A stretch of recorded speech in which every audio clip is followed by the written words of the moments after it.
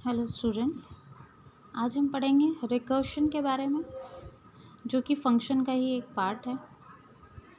Recursion actually में क्या होता है कि जब एक फंक्शन खुद के अंदर खुद को ही फिर से कॉल करे, साफ शब्दों में उसे कहते हैं recursion. When a function call itself it is known as recursion, और in another way it is the process of repeating items in a self-similar way. If a program allows you to call a function inside the same function, then it is called as recursive function.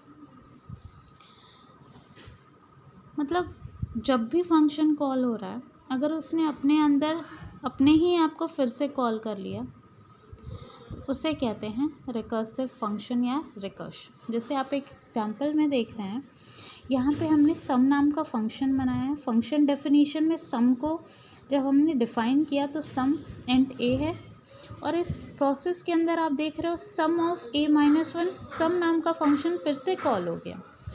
इसे ही कहते हैं recursive function. जब सम के अंदर फिर से सम call हो जाए तो इसे हम कहते हैं रिकर्शन, और जहाँ पे कॉल हो रहा है उसे कहते हैं रिकर्सिव फंक्शन।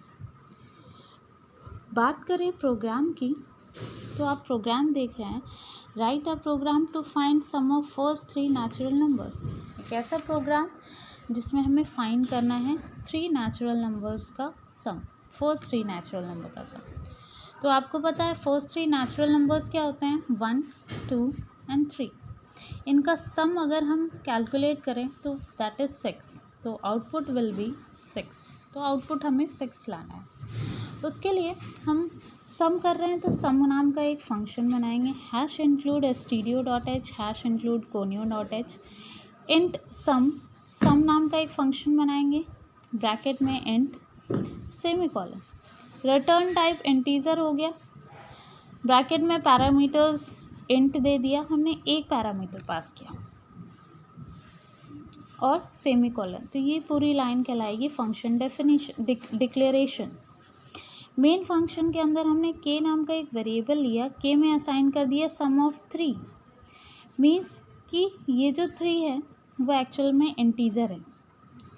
क्यों 3 लिया हमने, बिकॉज हमें पता है सम ऑफ फर्स्ट 3 नेचुरल नंबर का हमें सम चाहिए, तो हमने सम ऑफ 3 कर दिया, और इस के की वैल्यू को हमने प्रिंट करा दिया, printf %d_k। इसके बाद जब हम फंक्शन डेफिनेशन पे पहुंचेंगे तो इंट सम, ब्रैकेट में इंट ए, हमने एस नाम का एक वेरिएबल लिया है, if a is equal to 0, a is equal to 1, return a, s is equal to a plus sum of a minus 1। ये जो आप देख रहे हैं ये सम फंक्शन के अंदर फिर से सम को कॉल किया गया है, जो कि रिकर्सिव फंक्शन है। Return S.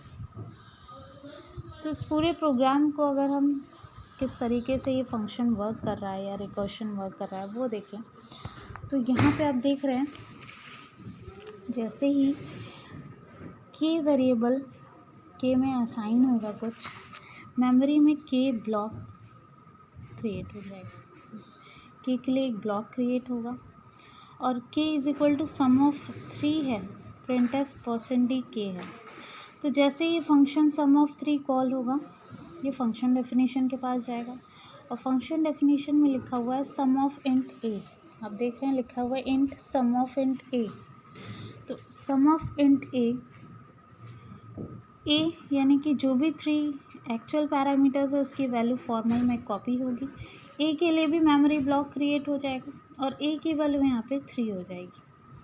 चेक करेगा, if a is equal to 1, return a, but a की वैल्यू 1 नहीं है, तो s is equal to a plus sum of a minus 1, यानी x के लिए भी एक ब्लॉक क्रिएट हो जाएगा, और उसकी वैल्यू क्या होगी अभी हम कैलकुलेट नहीं कर सकते, बिकॉज फंक्शन फिर से कॉल हो गया। फंक्शन फिर से कॉल हो गया तो फिर से फंक्शन डेफिनेशन के पास जाएगा, और अब जो वैल्यू एक्चुअल पैरामीटर की जो वैल्यू पास होगी फॉर्मल को, वो एक्चुअल में 3 नहीं होगी, वो क्या होगी, सम ऑफ a माइनस 1 होगी। a की वैल्यू 3 है तो sum of a minus 1, 3 minus 1 that is 2, तो a की वैल्यू 2 पास होगी। तो आप देख रहे हो ए की वैल्यू यहाँ पे 2 पास हो रही है इस इंट ए को। अब ये फिर से मेमोरी ब्लॉक क्रिएट होगा और ए की वैल्यू इसे 2 हो जाएगी। फिर से ये चेक करेगा if a is equal to 1, नहीं तो ए की वैल्यू 1 नहीं होगी, तो s is equal to a plus sum of a minus 1 यानी सम के लिए फिर से एक ब्लॉक क्रिएट करेगा और इसकी वैल्यू अभी कैलकुलेट नहीं होगी। क्यों? Because sum of a minus 1 function फिर से कॉल हो गया है। फिर से फंक्शन डेफिनेशन के पास जाएगा और अब जो वैल्यू जाएगी वो जाएगी 2 माइनस 1 दैट इज़ 1 पास हो जाएगी सम ऑफ इंट ए को और ए की वैल्यू ब्लॉक में 1 हो गई। फिर से चेक करेगा if a is equal to 1, yes a is equal to 1, then return a return करेगा किसको? प्रीवियस फंक्शन को, अपने प्रीवियस फंक्शन को ये ए वैल्यू रिटर्न कर देगा, यानी कि ए वैल्यू रिटर्न हो गई इस पूरे फंक्शन को किसको? सम ऑफ ए माइनस 1 की वैल्यू ए 1 हो गई। तो ये पूरा सम ऑफ ए माइनस 1 फंक्शन है, इसकी वैल्यू 1 हो गई, इसकी वैल्यू 1 हो गई एंड ए की वैल्यू 2 है, 2 + 1 दैट इज़ 3, एस की वैल्यू क्या हो गई? 3 हो गई। रिटर्न एस की वैल्यू रिटर्न कर देगा किसको? इसके प्रीवियस फंक्शन को, यानी इस पूरे फंक्शन को, यानी सम ऑफ ए माइनस 1 की वैल्यू 3 हो जाएगी। सम ऑफ ए माइनस 1 की वैल्यू 3 हो गई, ए की वैल्यू 3 है, 3 + 3 दैट इज़ 6, एस की वैल्यू 6 हो गई। रिटर्न एस की वैल्यू रिटर्न कर देगा किसको? रिटर्न कर देगा अपने प्रीवियस फंक्शन को। तो सम ऑफ 3 की वैल्यू, इस पूरे फंक्शन की वैल्यू सम ऑफ 3 की वैल्यू 6 हो जाएगी। और आपको पता है k is equal to sum of 3 है, यानी कि k की वैल्यू 6 हो गई, 6 को ही ये प्रिंट कर देगा, यानी k ब्लॉक में आपकी 6 वैल्यू आ गई और जो रिज़ल्ट आएगा वो आ जाएगा 6। तो आपने देखा कि फंक्शन हमारा कैसे काम कर रहा है और उसमें अगर रिकर्शन इन्वॉल्व हो जा रहा है तो रिकर्शन किस तरीके से काम कर रहा है वो आपने देखा। तो ये तो काम था रिकर्शन का। अगर एग्ज़ाम में बेस्ट एग्जाम्पल की बात करें, रिकर्शन के बेस्ट एग्जाम्पल की बात, तो वो एग्जाम्पल होता है फैक्टोरियल का। फैक्टोरियल रिकर्शन का बेस्ट एग्जाम्पल माना जाता है। तो अगर फैक्टोरियल की बात करें, फैक्टोरियल प्रोग्राम को अगर हमें यूजिंग रिकर्शन करना हो, फैक्टोरियल हम ईज़िली भी कर सकते हैं, बट यूजिंग रिकर्शन अगर करें तो वो कैसे होगा आइए जानते हैं। तो आप देख रहे हैं रिकर्शन का प्रोग्राम है, ये फैक्टोरियल का program. Write a program to find factorial of a given number using recursion. हमें रिकर्शन के थ्रू किसी भी नंबर का फैक्टोरियल चाहिए, तो उसके लिए #include stdio.h, #include conio.h। हमने फैक्ट नाम का एक फैक्टोरियल का फंक्शन लिया, फैक्ट नाम का। रिटर्न टाइप इसका इंटीजर दे दिया, इंट। ब्रैकेट में पैरामीटर एक पास किया हमने। क्यों एक पास किया? बिकॉज किसी भी एक ही वैल्यू का हमें फैक्टोरियल निकालना और सेमीकोलन। तो ये पूरी लाइन आपकी फंक्शन डिक्लेरेशन के पार्ट हो गई। इसके बाद मेन फंक्शन के अंदर हमने दो वेरिएबल्स ले लिए इंटीजर टाइप के। m ले लिया असाइन करने के लिए, जो फंक्शन हम बनाएंगे उसे असाइन कर देंगे m के अंदर। n लिया हमने यूज़र से एंटर कराने के लिए जिसका हमें फैक्टोरियल चाहिए। तो printf ब्रैकेट में enter the number, scanf %d %n। अब जो भी यूज़र n की वैल्यू एंटर करेगा उसका हम फैक्टोरियल निकालेंगे और m के अंदर फैक्टोरियल ऑफ n को असाइन कर दिया। जो भी रिज़ल्ट आएगा फैक्ट ऑफ n का वो वैल्यू m में असाइन हो जाएगी और हम प्रिंट करा देंगे m को। इसके बाद फंक्शन डेफिनेशन, एक्चुअली में फैक्ट आपका फंक्शन जो है वो क्या काम कर रहा है उसके लिए इंट फैक्ट ब्रैकेट में इंट ए नाम का वेरिएबल ले लिया हमने पैरामीटर। ब्रैकेट के अंदर इंट f लिया। अगर f की value if a is equal to 0, इस a की वैल्यू अगर 0 है, 0 का फैक्टोरियल आप सबको पता है कि 0 का फैक्टोरियल 1 होता है। तो अगर a की वैल्यू 0 है तो रिटर्न 1। अगर a की वैल्यू 0 नहीं है else f is equal to a into fact of a minus 1। अब आप देख रहे हैं यहाँ पे इस लाइन में फैक्ट के अंदर फिर से फैक्ट वर्ड आ रहा है। इट मीन्स कि यहाँ पे रिकर्सिव फंक्शन इन्वॉल्व है, रिकर्शन किया गया है। इसी को कहते हैं रिकर्शन। जहाँ पे एक फंक्शन के अंदर फिर से उसी खुद को वो कॉल करे, और रिटर्न एफ की वैल्यू वो रिटर्न करेगा। तो ये रिकर्शन कैसे काम कर रहा है उसके लिए आइए देखते हैं। तो आप देख रहे हैं यहाँ पे m equal to fact of n है। m जैसे ही कॉल होगा, m जैसे ही उसको असाइन करेगा फैक्ट ऑफ n, उसके लिए एक मेमोरी ब्लॉक क्रिएट हो जाएगा। m नाम का एक मेमोरी ब्लॉक क्रिएट हो गया। ठीक, इसके अंदर है m is equal to fact of n printf %d m। तो यूज़र ने अगर n की वैल्यू 5 दे दी, अगर सपोज यूज़र ने 5 दी है, 5 का उसे फैक्टोरियल चाहिए, तो हम 5 का फैक्टोरियल कैसे निकालेंगे यूजिंग रिकर्शन। उसके लिए n की वैल्यू 5 हो गई, यानी कि ये जो लाइन है, ये लाइन आपकी फंक्शन कॉल है, और आपको पता है फंक्शन कॉल करते टाइम जो पैरामीटर पास होते हैं वो एक्चुअल पैरामीटर होते हैं, उनकी कॉपी फॉर्मल को भेजी जाती है। यानी n की वैल्यू 5 है, n की वैल्यू 5 किसको भेजी जाएगी, फंक्शन डेफिनीशन को, यानी फॉर्मल पैरामीटर जो यूज़ हो रहे हैं उसको भेजी जाएगी। यानी a int fact int a है, a के लिए एक मेमोरी ब्लॉक क्रिएट होगा और a की वैल्यू यहाँ पे 5 हो जाएगी। चेक करेगा if a is equal to 0, अगर a की वैल्यू 0 है तो रिटर्न 1, बट a की वैल्यू 0 नहीं है। Else f is equal to, f के लिए एक मेमोरी ब्लॉक क्रिएट हुआ, f is equal to a into fact of a minus 1। जैसे ही फैक्ट ऑफ a माइनस 1 होगा, ये फिर से फंक्शन को कॉल कर रहा है और फिर से फंक्शन डेफिनेशन के पास जाएगा, इंट फैक्ट इंट a हो जाएगा और वही लाइन ऑफ कोड्स फिर से आएंगे। तो आप यहाँ देख रहे हो जो वैल्यू फंक्शन की जो पैरामीटर की वैल्यू पास होगी वो 5 नहीं पास होगी, क्या पास होगी, fact of a minus 1। a की वैल्यू 5 है, 5 माइनस 1 दैट इज़ 4 पास होगी इस a को, तो a की वैल्यू यहाँ पे 4 हो गई। चेक करेगा if a is equal to 0, नहीं, else f is equal to a into fact of a minus 1। It means f के लिए फिर से ब्लॉक क्रिएट हुआ और फैक्ट की वैल्यू जब फंक्शन फिर से कॉल हो रहा है, इट मीन्स कि f की वैल्यू अभी कैलकुलेट नहीं होगी, फिर से ये फंक्शन डेफिनेशन के पास जाएगा और अब a माइनस 1 की वैल्यू हो जाएगी 4 माइनस 1 दैट इज़ 3 पास होगा इस फंक्शन को। आप देख रहे हो ये 3 पास हो रहा है, 3 पास होगा, a की वैल्यू हो गई 3। चेक करेगा इफ इज इक्वल टू 0, नहीं, तो else f is equal to a into fact of a minus 1।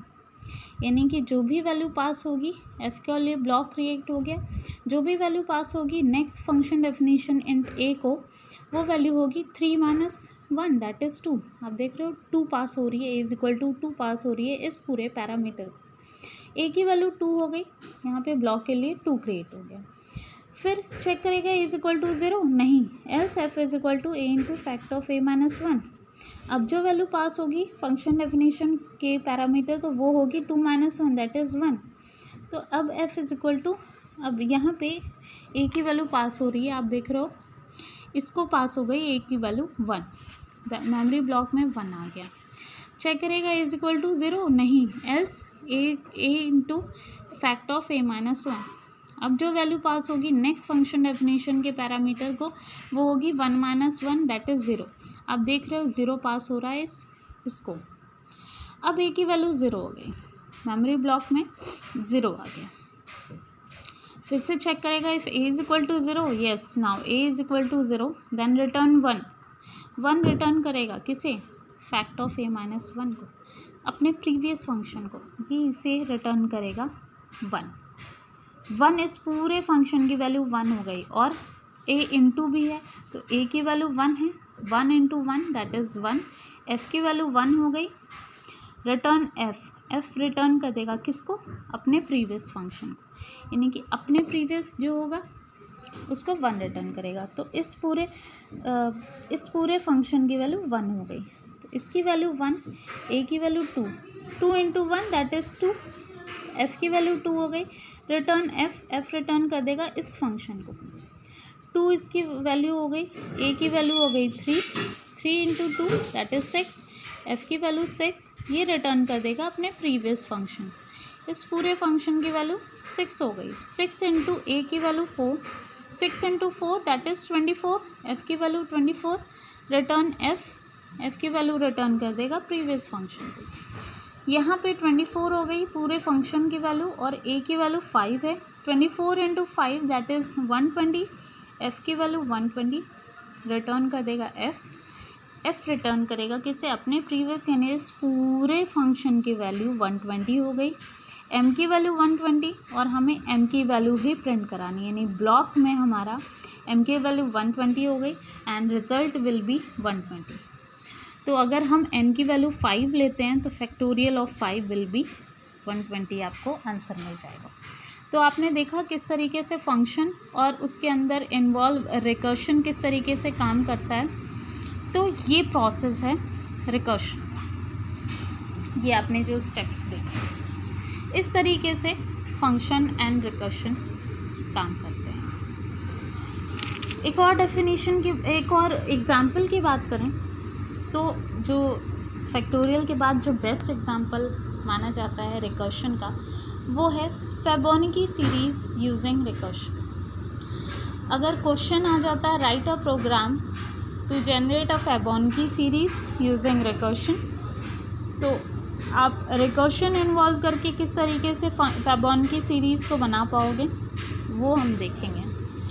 तो hash include stdio.h and conio.h वाली लाइन आप इन्वॉल्व करोगे, इंक्लूड करोगे। उसके बाद फैबोनिकी है तो फैब नाम का हमने एक फंक्शन लिया, रिटर्न टाइप इसका इंटीजर दे दिया, ब्रैकेट के अंदर एक इंट एन दे दिया। इंट एन एक क्यों दिया, क्योंकि ये नंबर ऑफ टर्म्स बताएगा हमारे सीरीज़ में नंबर ऑफ टर्म्स कितने हैं, एंड सेमी कॉलम। तो ये पूरी लाइन फंक्शन डिक्लेरेशन का पार्ट हो गई।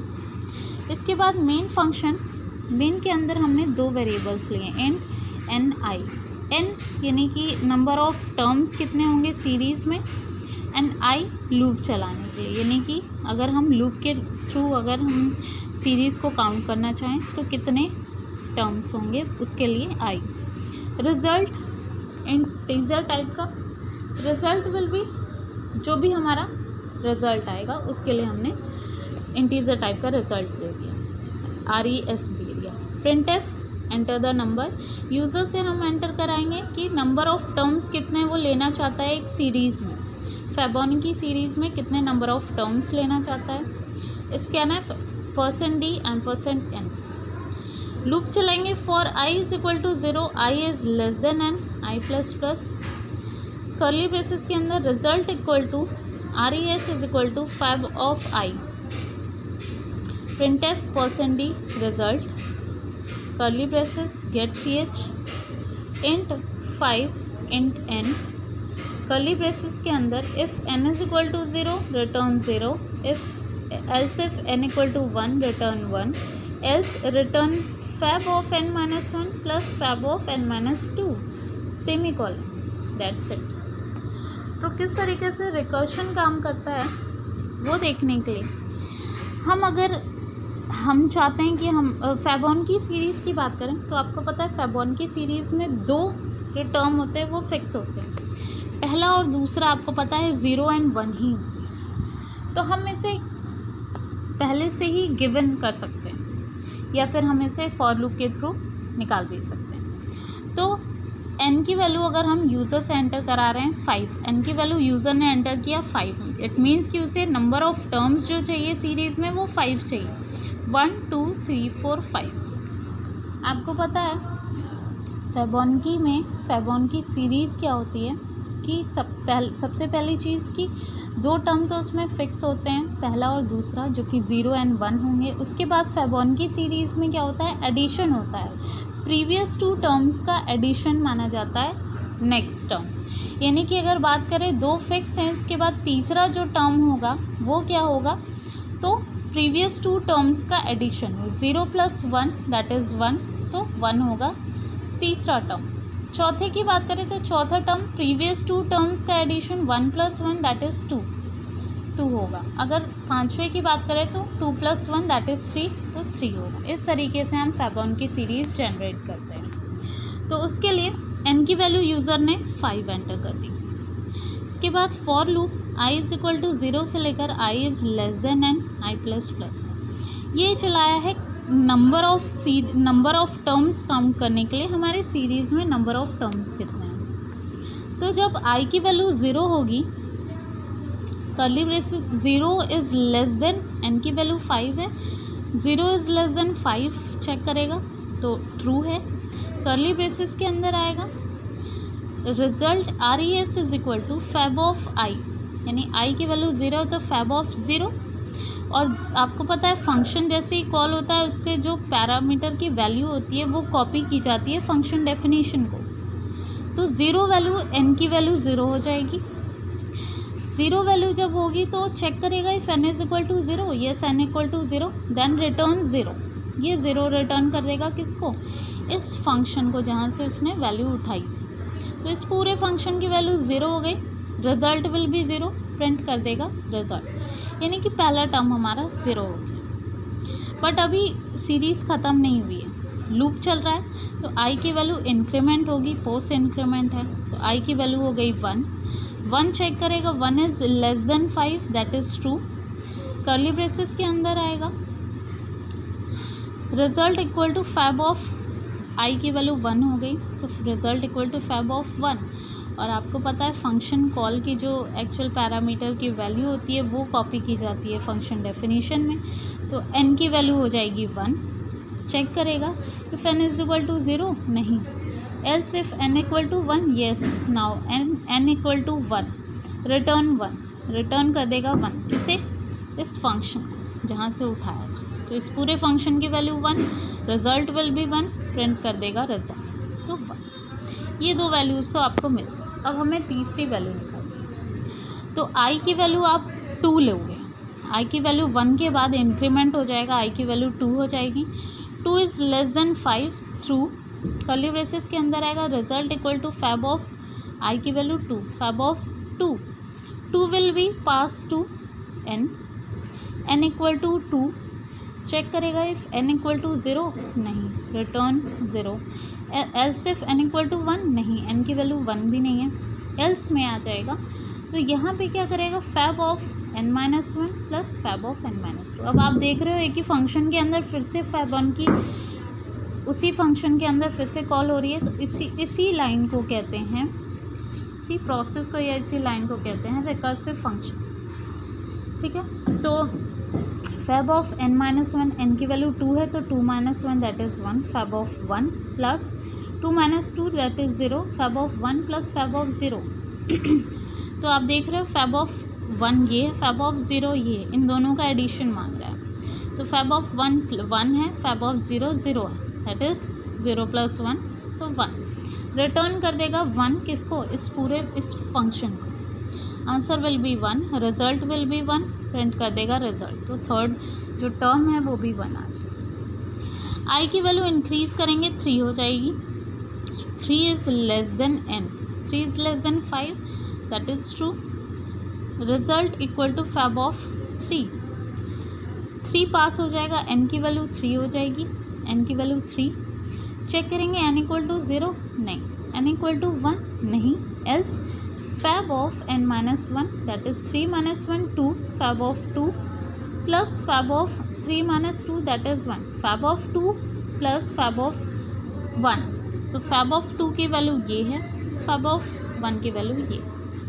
आपको पता है फैब ऑफ 2 की वैल्यू 1 है, फैब ऑफ 1 की वैल्यू 1, इन दोनों का एडिशन करेंगे तो 1 + 1 दैट इज़ 2। तो जो हमें फोर्थ टर्म मिल जाएगा वो मिल जाएगा 2। अब i की वैल्यू 4 हो जाएगी, 4 इज़ लेस देन 5, ट्रू है।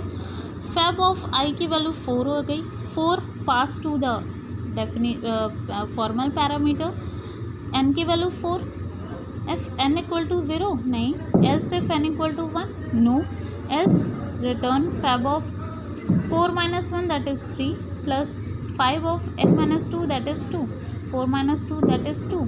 तो फैब ऑफ 3 की वैल्यू ये है, यानी कि 2, ये 2 है। फैब ऑफ 3 की वैल्यू 2 है, फैब ऑफ 2 की वैल्यू 1 है, तो ये 1, 2 + 1 that is 3, 3 will be the next term. तो आपको यहाँ पे i इज इक्वल टू 4 तक 3 मिल गया। i की वैल्यू हो जाएगी 5, चेक करेगा 5 is less than 5, condition is false, then for loop से टर्मिनेट होके बाहर आएगा एंड प्रिंट कर देगा एंड गेट ch। तो आपकी जो वैल्यूज़ आ जाएंगी आपको सारी वैल्यूज़ मिल गई हैं 0 1 1 2 3। एक्चुअली में ये 4 तक ही आई की वैल्यू क्यों गई, बिकॉज आई की वैल्यू 0 से स्टार्ट हुई थी। तो अगर 5 टर्म्स हैं तो 0 से लेकर 4 तक ही चलेगा। इट मीन्स कि 5 टर्म्स आपके कंप्लीट होते हैं। तो इस तरीके से फैबोनकी सीरीज़ काम करती है। और अगर फैबोनकी सीरीज़ का हम आउटपुट देखें तो 0 1 1 2 3। अगर 5 टर्म्स का आउटपुट देखेंगे तो ये आपको आउटपुट मिलेगा फैब ऑफ 0 की वैल्यू 0, फैब ऑफ 1 की वैल्यू 1, फैब ऑफ 2 की वैल्यू 1, फैब ऑफ 3 की वैल्यू 2, फैब ऑफ 4 की वैल्यू 3।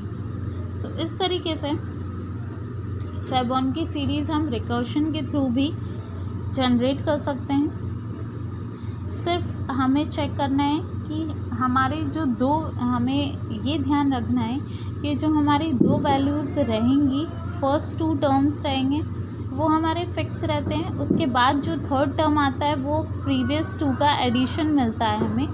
तो फर्स्ट 2 टर्म्स हमें 0 एंड 1 फिक्स रखना है किसी भी हालत में। उसके बाद हम थर्ड जो टर्म या नेक्स्ट उसके टर्म्स निकालेंगे वो एडिशन करके निकालते हैं। तो इस तरीके से फैबोनकी सीरीज़ भी आप रिकर्शन के थ्रू जनरेट कर सकते हैं। बहुत ईजी स्टेप है। जो सिंपल तरीके से फैबोनकी निकालते हैं उससे ज़्यादा इजी रिकर्शन के थ्रू है। और एक इम्पॉर्टेंट क्वेश्चन है जो कि आपके एग्ज़ाम्स में देखे जा सकते हैं। तो आपने 3 एग्जाम्पल देखे रिकर्शन के। पहला, सम ऑफ फर्स्ट 3 नेचुरल नंबर्स का सम किस तरीके से हम किस तरीके से फाइंड करते हैं यूजिंग रिकर्शन। दूसरा, फैक्टोरियल, जो कि मोस्ट इम्पॉर्टेंट क्वेश्चन है। आप फैक्टोरियल कैसे निकालते हैं किसी भी नंबर का यूजिंग रिकर्शन। सारे स्टेप्स मैंने आपको बताए। और थर्ड है फैबोनकी। अगर फैबोनकी सीरीज़ जनरेट करनी है तो आप किस तरीके से रिकर्शन के थ्रू फैबोनकी सीरीज़ जनरेट कर सकते हैं। तो रिकर्शन की बात करें तो रिकर्शन एक तरह का फंक्शन है जो कि अपने ही अंदर खुद को फिर से कॉल करता है, अपने ही अंदर रिपीटेडली खुद को कॉल करता है। उसे कहते हैं recursion.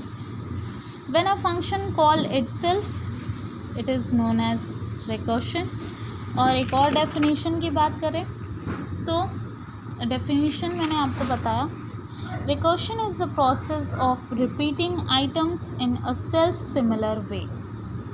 If a process allows you to call a function inside the same function, अगर एक ही फंक्शन के अंदर एक प्रोसेस अलाउ कर रहा है कि उसी फंक्शन को हम फिर से कॉल कर लें, उसी फंक्शन को हम कहते हैं रिकर्सिव फंक्शन। इसके अलावा रिकर्शन के लिए कोई भी डेफिनेशन नहीं है। रिकर्शन आपको अगर लिखना है या डिफ़ाइन करना है तो आप सिर्फ ये 2 डेफिनेशन से ही आप डिफ़ाइन कर सकते हो रिकर्शन क्या होता है। और अगर एग्जाम्पल की बात करें तो जो बेस्ट एग्जाम्पल माना जाता है वो या तो फैक्टोरियल है और सेकंड नंबर पे फैबोनकी सीरीज़ माना जाता है। तो आपने सबके स्टेप्स देखे। रिकर्शन, जो फर्स्ट 3 नेचुरल नंबर्स किस तरीके से हम कैलकुलेट करते हैं यूजिंग रिकर्शन। और अगर फैक्टोरियल की बात करें तो फैक्टोरियल में भी आप देख रहे हैं कि फंक्शन के अंदर, उसी फंक्शन के अंदर फिर से फंक्शन को कॉल किया जा रहा है रिपीटेडली। a-1 है यानी a की वैल्यू डिफाइन नहीं है, a यूज़र जो भी देगा तो वो रिपीटेडली अपने अंदर उसी फंक्शन को कॉल कर रहा है, या किसी दूसरे फंक्शन को कॉल करे अपने अंदर और दूसरा फंक्शन फिर से उसी फंक्शन को कॉल कर रहा हो, एक चेन प्रोसेस है, तो उससे भी कहते हैं रिकर्शन। तो रिकर्शन आपके AKTU के रिगार्डिंग बहुत ही इम्पॉर्टेंट टॉपिक है, जिसमें आप देख रहे हो फैबोनकी अगर निकालनी है तो फैबोनकी के लिए भी आपको यहाँ पे 2 बार फंक्शन को कॉल कर रहे हो। एक्चुअल में फंक्शन एक ही कॉल हो रहा है, रिपीटेडली हो रहा है। n-1 एक बार हो रहा है, एक बार n-2 हो रहा है। इस तरीके से रिकर्शन को कैलकुलेट कर सकते हो, रिकर्शन निकाल सकते हो। रिकर्शन निकालने के लिए रिकर्शन का जो एग्जाम्पल है वो हमेशा AKTU में पूछा जाता है।